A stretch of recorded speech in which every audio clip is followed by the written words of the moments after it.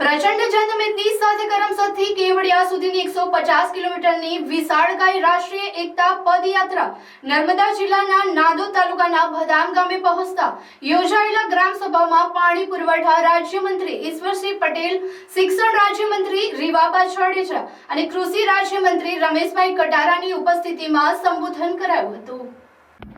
રાજ્યમંત્રી હર્ષ મલ્હોત્રાએ કરતા જણાવ્યું હતું કે વડાપ્રધાન નરેન્દ્રભાઈ મોદીના પ્રેરણાદાયી નેતૃત્વ હેઠળ અખંડ ભારતના પ્રણેતા સરદાર સાહેબને સમર્પિત આ રાષ્ટ્રીય યુનિટી માર્ચમાં સહભાગી થવાનો અવસર તેમના માટે સૌભાગ્યની વાત છે।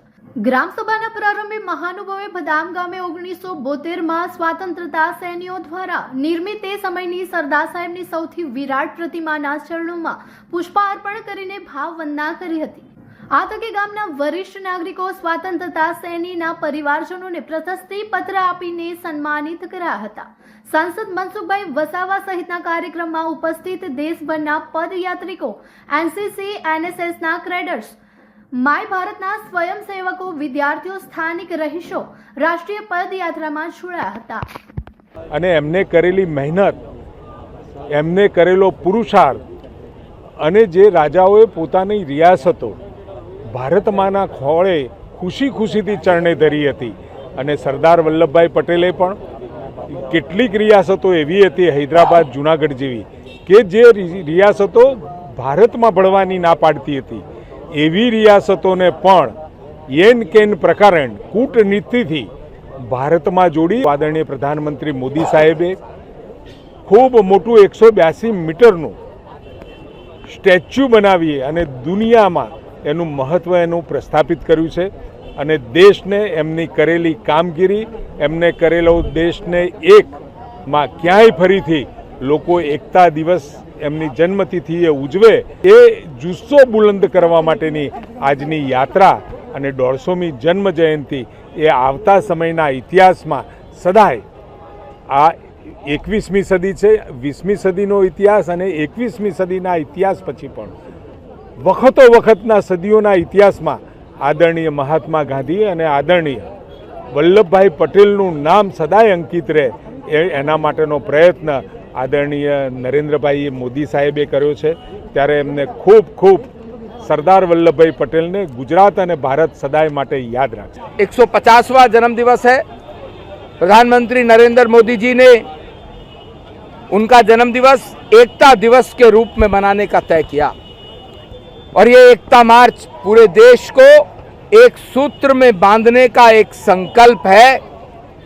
देश जब 2047 में प्रधानमंत्री नरेंद्र मोदी जी का सपना विकसित भारत का है, उसके लिए भारत को आत्मनिर्भर होना है, स्वदेशी अपनाना है और ये नरेंद्र मोदी जी ने इसको एकता के सूत्र में पिरोने के लिए सरदार वल्लभ भाई पटेल के जन्मदिवस को 150वीं जयंती को एकता मार्च के रूप में पूरे देश में सब जिलों में एकता मार्च निकली है और ये 11 दिन का एकता मार्च गुजरात में जहां सरदार साहब का जन्म हुआ वहां से लेकर के स्टैचू ऑफ यूनिटी तक, जो कि विश्व का सबसे बड़ा स्टैचू है, वहां तक परसों समाप्त होगा।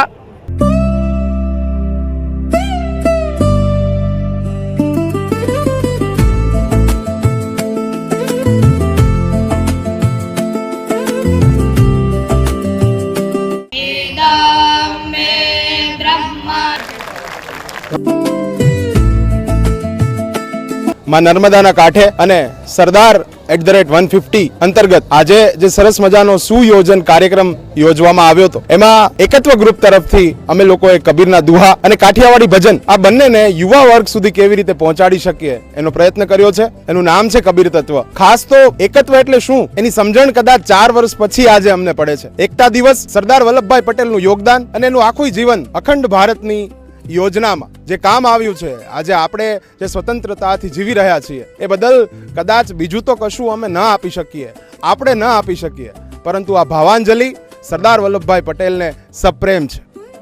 હેલો ભરૂચ, બાલાજી જ્વેલર્સ લઈને આવી ગયા છે સોને પે સુહાગા ઓફર, જ્યાં સોના અને ચાંદીના દરેક ઘરેણાની ખરીદી પર તમને મળશે લકી ડ્રોનો લાભ। દરેક લકી ડ્રો કન્ટેસ્ટન્ટ્સને મળશે ફિક્સ સરપ્રાઇઝ ગિફ્ટ અને 3 લકી વિનર્સને મળશે પ્રીમિયમ ઇલેક્ટ્રિક સ્કૂટર. તો આ લગ્નોત્સવને બનાવો ખાસ. આજે જ આવો બાલાજી જ્વેલર્સમાં અને બનો શાનદાર ગિફ્ટ્સના હકદાર.